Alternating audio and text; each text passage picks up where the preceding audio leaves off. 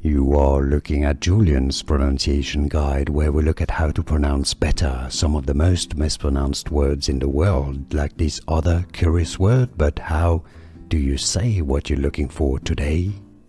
Let's learn how to pronounce this word once and for all correctly. I love this word. So let's break it down in British English. The pronunciation is usually as fraud. Fraud. By the way, if you want to learn more confusing vocabulary, stay tuned. I've got many more videos for you at the end of this one. Fraud. Now, the American English pronunciation, the way it's usually pronounced in the US, is a more open R sound. They say it as fraud. Alright, fraud. Fraud, American English pronunciation, or fraud, British English. Could you hear the difference? Was this any helpful? Let me know in the comments.